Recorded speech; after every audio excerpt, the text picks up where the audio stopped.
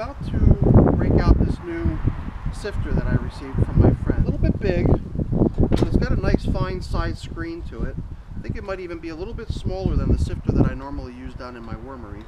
And what I have is a bucket down here, and this bucket includes vermicompost, and it's been in storage for some time now. This stuff has been down in my basement, in my wormery.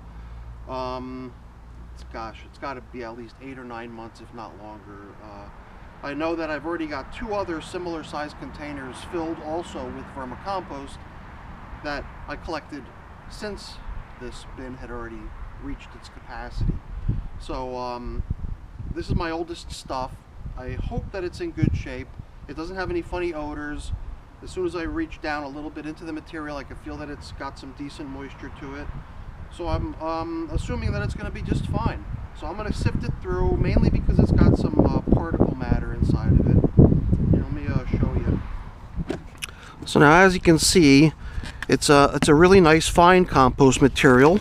Once a lot of this larger particulate matter falls off the top, and you can tell right away it's stuff like pumpkin seeds and little sticks and stuff that probably wouldn't really matter if I was just dumping it out in the garden. But what I'm preparing for is the planting of my new garden, and we're now in late February, so I wanted to get some seeds started, and I've already got a few seeds germinating, so I need a place to put them. So I've already got my little planters all set to go. I just need something to stuff them with so I can get my seeds started. So I'm going to be going through this material here, my vermicompost, as well as the material that's down inside this bag, which is not vermicompost.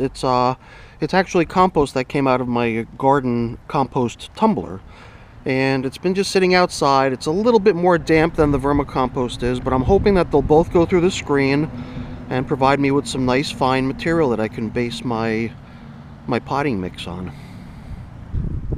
So now I certainly don't need this much vermicompost right now, but I want to just treat this as an entire batch, and I'm going to run the whole amount through the sifter, and then I'll probably just take the nicer stuff and put it back into the bucket.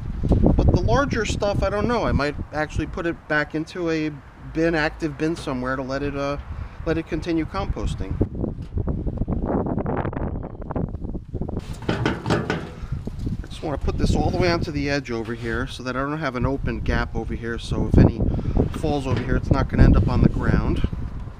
This little piece of wood over here too, just to keep a minimal amount from the edge so none can escape out the side. So let's see how this stuff goes. Whoa. Okay, pretty good hunk just popped out right there.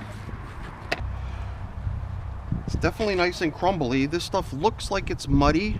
It's got a really dark, rich color to it. It looks moist, and it is moist, but it falls right apart as soon as you touch it. So I think that's pretty much exactly what you're looking for when you're creating your vermicompost. Let's see how quickly this stuff will go through the screen.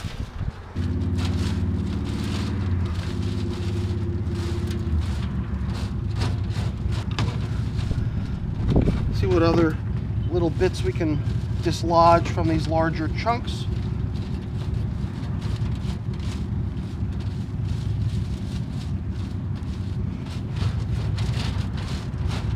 And we'll collect this stuff up and dump it out.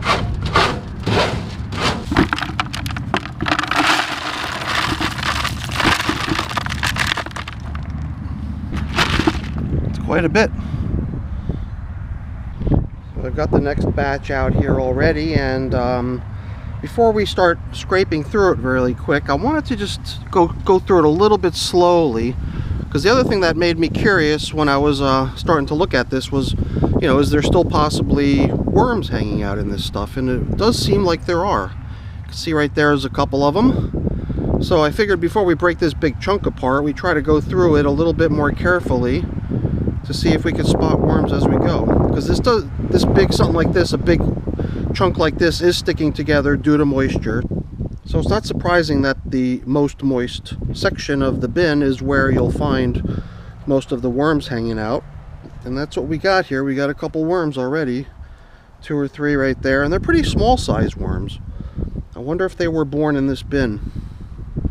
that is always one of the possibilities, is that your worms could be born in your compost collection. Your compost collection could be full of cocoons that have yet to hatch, and at some point little baby worms could emerge inside of your vermicompost. It's the main reason I try to give my finished compost some time usually to kind of air out, dry out, but also to allow any cocoons that might be in the material to hatch out, and then give those newly hatched worms a chance to move out of the material. And then you can really start feeling like the stuff that you've got is really finished compost. So hopefully these little guys are going to fall through the screen and be part of my potting mix. I don't mind having a couple worms in with my newly growing plants. In fact, I think that would be kind of a novel thing. So I'm just going to screen this, and the worms will land up wherever they land up. So having potting soil with a bunch of baby worms cruising around in it, I think that's only the better. I'm kind of glad we're finally getting around to going through this material in detail, because I've always felt that just migrating the worms out of the material and then calling the material done with never any sifting or anything like that happening, it just seems like there's a pretty good chance that you're going to you know, end up with material that is maybe not as fine as it could be. The one thing that's really clear in here too is just these huge pieces of eggshell. I guess maybe earlier on, before I started mechanizing my eggshell grinding method using a machine, I ground up a lot of my eggshell, I guess all of my eggshell, I ground it up using just hand tools, and a lot of it just didn't really get broken down as fine as it could have, obviously.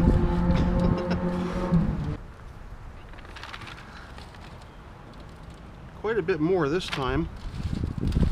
That makes sense, because we did dump a whole lot more material onto the screen this time.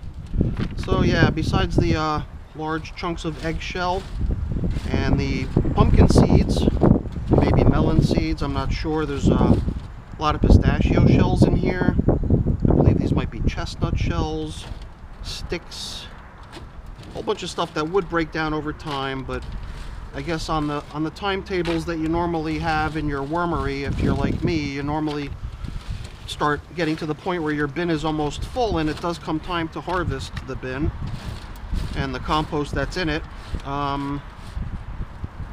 But if you do throw whole food items into your bin the way I do, then you are bound to get a whole bunch of residual material that just never really had a chance to break down. So totally par for the course if you're just kind of doing like you're a hobbyist like myself.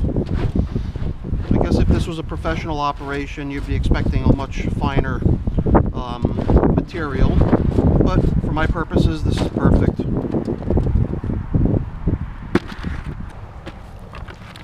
Oh, what do you see there? It's a nail. That's the sort of stuff you don't want to have in your compost. You know, but other than that, it's all kind of normal stuff you might find. A lot of big chunks of eggshell, lots of pistachio shells. Yep, so, you know, the kind of stuff that just takes a longer period of time to break down, but will break down if you give it the necessary time to do so.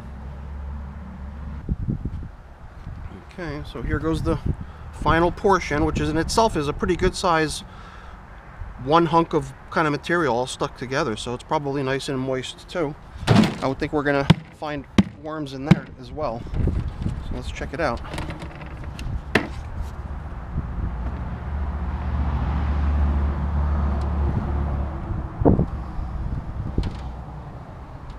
See a worm hanging out in here. Oops. Gotta love this stuff, the way it just crumbles apart. It's awesome. It's like, you know, with so much moisture, you would think that it would be sticking together quite a bit, but it just crumbles loosely the way you would want it to. It's perfect.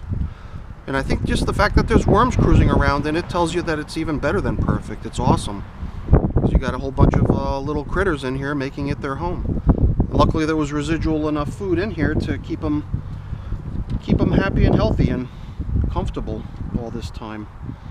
So this is really a relief to me, I've got to say, because When I first started out vermicomposting, I always kind of, took it straight from a finished batch right into my garden or into my planters or something. So I never really had any sitting around in storage. So this past winter was my first chance to actually put vermicompost into storage and see what the outcome is of using it months and months later. And I got to tell you, I was expecting it to maybe be dry, maybe be void of worms. I was very skeptical. I didn't know what to expect, and I've got to say I'm very pleasantly surprised. So this stuff is going to make terrific potting soil for my little baby peppers and tomatoes. So yeah, I can't wait to mix up my nice new potting mix. All right, let's get this stuff cleared through.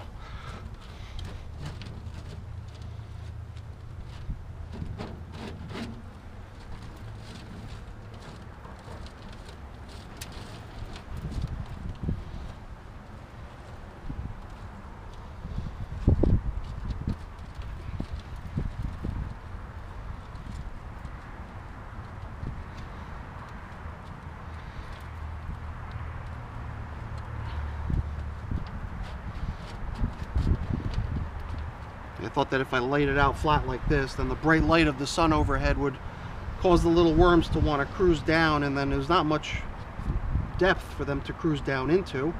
They're going to basically cruise right through the screen down into the nice compost below. So I think I might just let this sit for a moment, let those worms dive down, and that'll make me feel less like I'm scraping these little guys across a metal screen.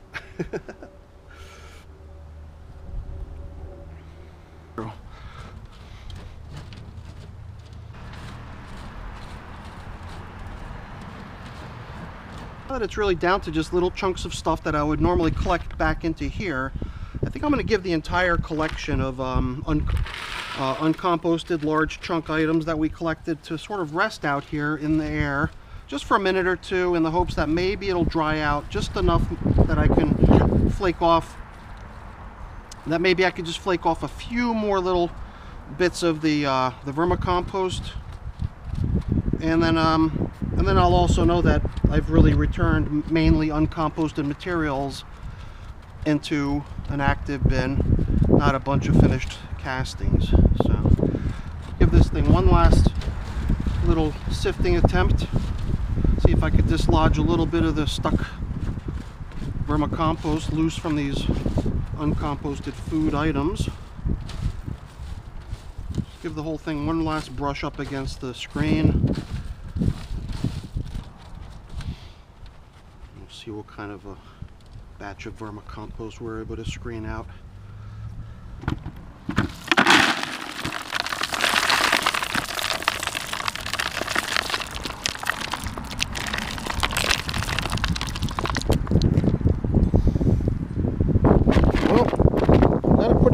Here, I'd say it's about this far up to the top.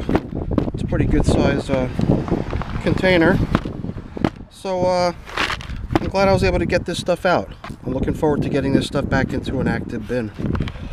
Here in the vermicompost, oh, this stuff is really nice. It's so fine. I see some worms hanging out here, ones that must have fallen through as part of the sifting. So this thing is going to be full of little worms. I didn't really see any large worms, at least I don't remember seeing any large worms. And it looks like we've got a pretty nice amount in here. So nice and fluffy and moist and crumbly. It still has a fair number of large eggshells throughout it. Luckily they're brown eggshells, so they blend in okay. If they were white, they would stick out even more. But yeah, this stuff is so nice. So I was gonna do a similar treatment with that other compost. It's the stuff that I think came out of the tumbler at this point, but it's been so long I could barely remember. But it's that compost that was in that other bag. I wanted to run that through the sifter a little bit too, to collect that as well, see what kind of consistency and what kind of quality we can get from that. And I mean, I'm really just trying to fill a few trays. I'm not sure how much that's going to require, certainly not this much. So yeah, I'll definitely have some leftovers. All right, let's empty this out back in the bucket and see how much we ended up with. So it might be partially due to we aerated it by taking it out of the bucket, moving it around, and kind of, I guess, increasing its volume, because the level in the bucket didn't drop much. But we definitely took a lot of material out by screening out the uncomposted stuff. But yeah, we got a great little batch of vermicompost here ready to go.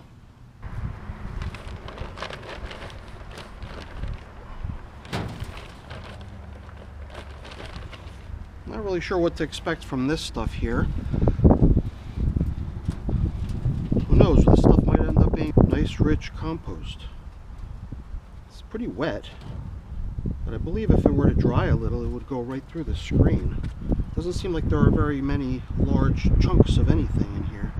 Well, here too, it's not surprising to find worms in this. I thought that was a worm. Some sort of a piece of plastic. It looks like it's a weed whacker material. Interesting how it looks like a worm though. Oh, found a worm. Nope, weed whacker line. So here too, got a worm or two hanging out. Some of them itsy bitsy tiny worms I could see. Wow. So, yeah, I guess I'm just going to do my best to screen this through a little bit. Maybe pile it up off on the side, do a little bit more, and see what we come up with.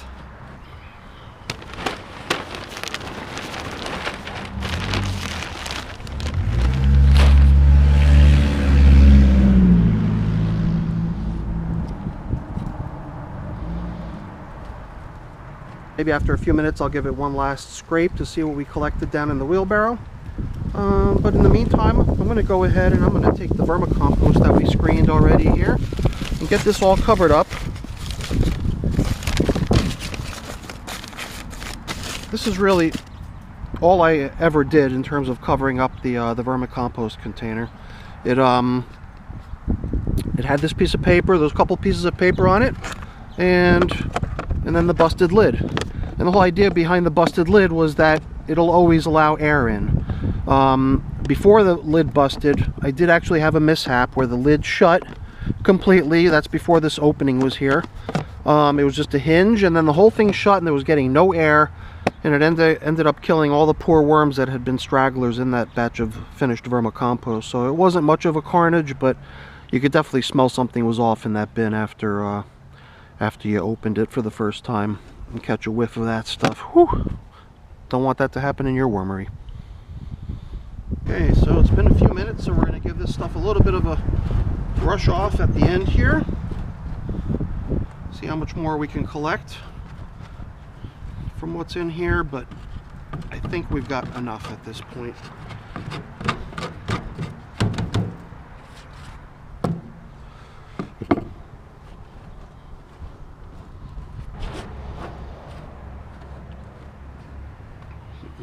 Okay. Alright, well, let's put the rest of it back into the bag.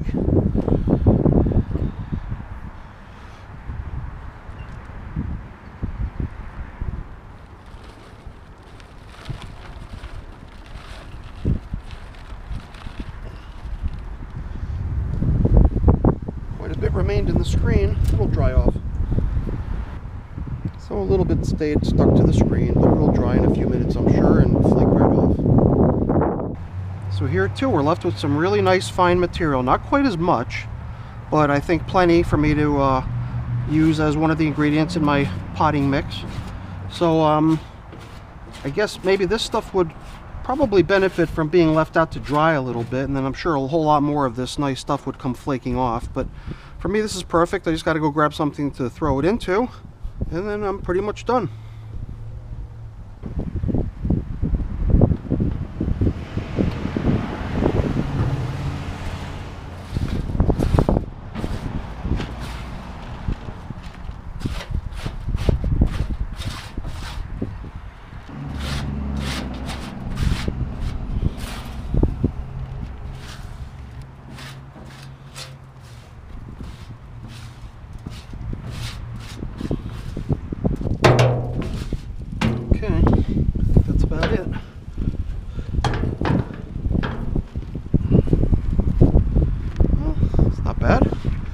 some, maybe a little bit more than half of this pot, and it's way more than I need, so it's perfect. And at some point I'll get back to sifting through the rest of it, I guess, because this is really beautiful stuff. I don't know, it rivals the appearance of the vermicompost. Well, that turned out great. We got some really nice garden compost, some really terrific vermicompost, and I'm ready to start planting them. All right, everyone, thanks for watching. Hopefully you enjoyed the video. If you did, remember, give it a thumbs up. That's always really appreciated. And come on back again. Also consider becoming a subscriber to the channel. That's really appreciated as well. All right, everyone, have a great day. Thanks for watching. Bye-bye.